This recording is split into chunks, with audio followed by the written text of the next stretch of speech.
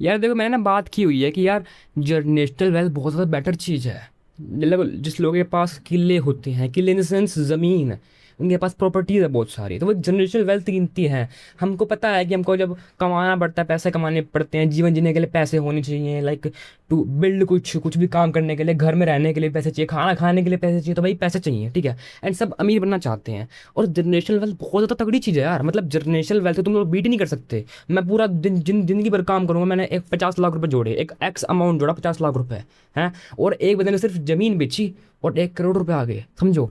तो generational wealth तुम लोग बीट नहीं कर सकते बिल्कुल भी। मैं इस चीज़ को समझ चुका था, मैंने बहुत रिसर्च की कि यार एक मेरा दोस्त है, इसके पास तो उसके दादा वगैरह की ज़मीन है, और मेरे को उसको बीट करना है। मतलब इन बंदों को बीट करे कैसे? तो भाई इम्पॉसिबल है, तुमको उनके लेवल पर नहीं आ सकते, क्योंकि उनकी ब्लड लाइन ने काम करा और उनके लिए चीज़ें छोड़ी, उनकी ब्लड लाइन ने एफर्ट डाले, चीज़ें छोड़ी। एंड एक एक ब्लड लाइन, लाइक एक जनरेशन उनकी 5-7 जनरेशन वाला एफर्ट को मैच कैसे कर पाएगी? उनकी पूरी 5 जनरेशन ने मिलके जमीन जोड़ी, पैसे कमाए, प्रॉपर्टीज इकट्ठी करी, और तुम सोच रहे हो तुम अकेले उसको बीट कर दोगे? नहीं हो सकता ना। बट एक चीज़ है जो जनरेशनल वेल्थ को बीट करती है, वो है generational knowledge, generational skills. Like just imagine तुमने एक सिस्टम बिल्ड कर रखा है, जनरेशनल के लिए सिस्टम बिल्ड कर रखा है, एक अपनी ब्लड लाइन के लिए सिस्टम बिल्ड किया होगा कि अब देखो हम एक मिडिल क्लास बंदे हैं। एंड मिडिल क्लास गरीब, मिडिल क्लास गरीब, ये दो दो वर्ड हैं। गरीब भी लोग भी जो मतलब लोअर में फैमिली के अंदर आते हैं, और मिडिल क्लास, ये सब मिडिल क्लास क्यों रहते हैं? लाइक कुछ तो नहीं रहेंगे, कुछ तो अगली जनरेशन के अंदर बदल जाएंगे। जैसे इमेजिन अगर मान लो मैं आज मिडिल क्लास हूँ, तो मैं अगली जनरेशन, मेरे बच्चों वाली जनरेशन जो है चाहते वो अमीर बन जाए ना। बट फिलहाल क्यों है मिडिल क्लास, मिडिल क्लास क्यों है? वो इसलिए क्योंकि देखो उनके पास में सिस्टम नहीं है। जस्ट इमेजिन एक बिजनेस है, वो एक सिस्टम है ना। बिजनेस एक सिस्टम होता है कि हाँ, मेरे पास एक रेडी है, एक मोमोज की, मैं बहुत ज़्यादा टेस्टी मोमोज बनाता हूँ, तो मेरी अगली जनरेशन क्या करेगी? उसको बिल्ड करेगी यार। अगर मान लो मेरी एक स्टॉल लगता है, तो भाई मेरे बच्चे जब आएंगे, बच्चे भी काम करेंगे, उसी चीज़ पर काम करेंगे, तो फिर दो होंगे, फिर रेस्टोरेंट बनेगा, फिर पूरा रिजॉर्ट बन जाएगा। क्या तगड़ी चीज़ है ना। तो मैंने एक एक्स जगह से स्टार्ट किया, मैंने एक वन लेवल पर स्टार्ट किया, एंड मेरी जनरेशन इतनी बड़ी है, एक जनरेशन आई, उसके बच्चे आए, उनके बच्चे आए, उनके बच्चे आए, तो 3-4 जनरेशन से मिलकर उनको 1 लेवल से लेके 2 पे से लेके 3rd पे लेके 4th पे लेके 5th पे लेके मेरा बहुत बड़ा रिजॉर्ट बन गया। एक रेडी से, एक स्टॉल से मैं इतना ऊपर पहुंच गया। वो मिडिल क्लास नहीं पहुंच सकते। क्यों नहीं पहुंच सकते? क्योंकि देखो उनका एक सिस्टम बिल्ड नहीं है। सिस्टम, वो जो एक ट्रेडिशनल सिस्टम है, उनके बेसिस पे चल रहे हैं। जस्ट इमेजिन, देखो मैं हूँ, मैंने 12th पास करी, अब मैं लॉस्ट हो गया। अब मेरे को लग रहा है मैं क्या करूँ, मेरे को बीटेक करनी चाहिए, मुझे डिग्रीज करनी है, मुझे जॉब करनी है, मुझे क्या करना है, मुझे स्किल के पीछे भागना है, मैं लॉस्ट हूँ। एंड अगर मैंने कोई सिस्टम ना बिल्ड किया, तो मेरी जो अगली जनरेशन होगी वो वैसी लॉस्ट फील करेगी। तो क्या हो रहा है, क्या हो रहा है? देखो ध्यान से समझना। मैंने 12th पास करी, मैंने कुछ काम किया, I am just doing this shit is work, मैं पैसे इकट्ठे कर रहा हूँ, मैं जोड़ रहा हूँ, मैं ज़िंदगी जी रहा हूँ, मैंने कुछ बिल्ड किया, मैंने जॉब वगैरह की, रिटायर हो गया, ज़िंदगी ख़त्म हो गई। मेरी अगली जनरेशन आई, अब वो दोबारा 12th करेगी, दोबारा बेसिक एजुकेशन लेगी, उसके बाद दोबारा से डिग्री करेगी, सारा काम करेगी, उसके बाद दोबारा से रिटायर होगी, सब कुछ होगा। ये सेम एग्जैक्ट काम करता रहेगा। उनकी जीवन जिएंगे, एफर्ट डालेंगे, रिजल्ट लेंगे, जीवन जिएंगे, एफर्ट डालेंगे, रिजल्ट लेंगे, जीवन जिएंगे, मस्त जा रहा जीवन, ठीक है। बट क्या हो रहा है, मैंने अपना एफर्ट डालकर 1 से 20 पे ले गया लेवल को, मैंने एफर्ट डालकर अपनी एक लाइफ बिल्ड करी। बट जो मेरी अगली जनरेशन आ रही है, उसको दोबारा से जीरो से दोबारा काम करना पड़ रहा है। मतलब उस जनरेशन को दोबारा जीरो से काम करना पड़ रहा है।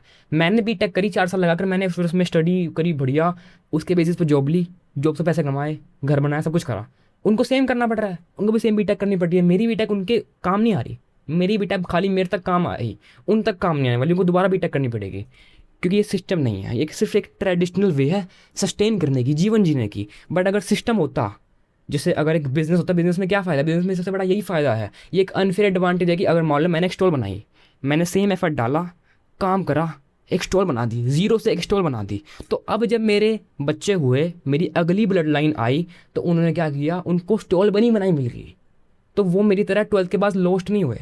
उनको पता नहीं लगा, उनको अब ये नहीं होगा कि यार मेरे को दोबारा सब कुछ करना है, दोबारा से खुद से एफर्ट डालने हैं, दोबारा कुछ बिल्ड करना है, दोबारा जीना है और रिटायर होकर मर जाना है, फिर अगली जनरेशन आएगी। ऐसा नहीं होने वाला। उनको एक स्टॉल मिल गई, अब वो स्टॉल को बड़ा करेंगे ना, स्टोर को बिल्ड करेंगे। अब वो स्टॉल से फिर 2 बनाई, 3 बनाई, 4 बनाई।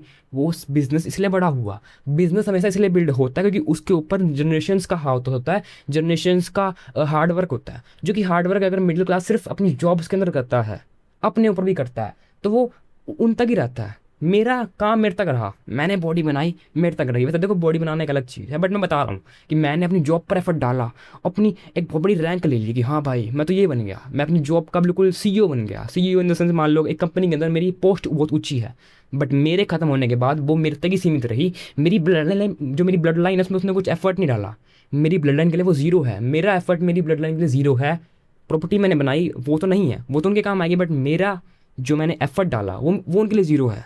बट अगर मैं कुछ सिस्टम बिल्ड करता जो मेरी पूरी ब्लड लाइन में काम आता, जस्ट इमेजिन, देखो मैंने अपनी पूरी ब्लड लाइन बढ़िया करी, मैंने स्टॉल बनाया, एक मोमोज़ की रेडी खोली। एक अच्छा एग्जांपल दे रहा हूँ मैं मोमोज़ की रेडी वाला, कि मैंने एक मोमोज़ की रेडी खोली, फिर उन्होंने उसको बड़ा किया, उसको बड़ा किया, तो वो लॉस्ट नहीं हो रहे हैं, उनके पास कुछ है कि हाँ जब वो इस धरती पर आए, अगली जनरेशन का विकास हुआ, तो उनको दिख गया कि हाँ भाई मेरी पिछली जनरेशन, मेरे पापा वाली जनरेशन ने ये काम इतना टास्क पे छोड़ दिया, उन्होंने ज़ीरो से लेवल 2 तक छोड़ा, अब वो ख़त्म हो चुके हैं, अब 2 से हमको संभालना है, हमको 0 से नहीं, हमको 2 से संभालना है।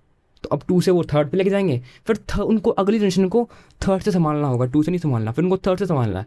तो सबके एफर्ट मिल रहे हैं, एंड इसलिए फिर वो जनरेशनल वेल्थ इकट्ठी हो रही है।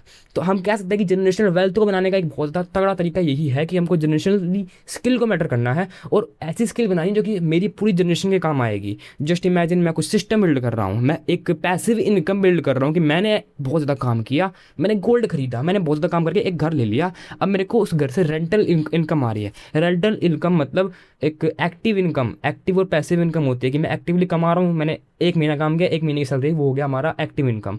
पैसिव इनकम कि मैं अगर काम नहीं भी कर रहा तो मेरी रेंटल इनकम आ रही है। रेंटल इनकम तो अपने आप आएगी ना, मेरे को सिर्फ एक बार घर बनाना था, उसकी मेंटेनेंस करनी, फिर अपने आप पैसे आ रहे हैं, तो वो मेरी जनरेशन के भी काम आएगा, मेरी पूरी ब्लड लाइन के काम आने वाला है। एंड इसलिए जनरेशन उड़ जाती है पूरी, इसलिए कुछ मिडिल क्लास अमीर हो जाते हैं और वो ग्रोथ उठाते हैं बहुत बढ़िया बढ़िया, कि वो पूरी उन्होंने ग्रोथ ले रखी है, growth growth growth growth growth growth growth, जो और नहीं ले पाते हैं। एंड ये पूरा एक, मैं तुमको बिल्कुल बिगेस्ट तुमको एक ओवरऑल चार्ट समझा देगी, इस तरीके से चीज़ें काम करती है, एक सिंपल सा एक मोमोज की रेडी वाले एग्जाम्पल से। एंड तुमको ये करना है कि तुमको भी एक ऐसी स्किल बनानी है, एक सिस्टम बिल्ड करना जो मेरी अगली जनरेशन के भी काम आएगा। जस्ट इमेजिन, मैं फूड का भी एग्जाम्पल लूँ, तो मैंने एक ऐसा ज्ञान ले लिया, मैंने ऐसी स्किल ले ली कि हाँ मुझे प्रोटीन खाना है, मुझे अंडे खाने हैं। अब मैं अपनी अगली जनरेशन में अपने बच्चे को ना, उसके पैदा होते ही जब वो 5-6 साल का है, उसको एक्सरसाइज करवा दूंगा, उसको अंडे वगैरह खिला दूंगा, उसको प्रोटीन खिला दूंगा, तो क्या होगा, मेरी अगर हाइट इतनी थी तो मेरा जो पोटेंशियल है जेनेटिक्स का वो बढ़ जाएगा। उस बंदे के पास एक एडवांटेज मिल गया कि उसके पास पहले से ही अच्छा प्रोटीन मिल गया, जो मेरे को नहीं मिला मेरे टाइम पे। तो अब वो जनरेशन उठ गई, तब उसको बचपन से अंडे मिले, प्रोटीन मिला, तो अब उसको, उसके बच्चे को भी मिलेगा, क्योंकि उसने वो खाया, तो भाई उसको एक्सपीरियंस है, वो उसको भी देगा।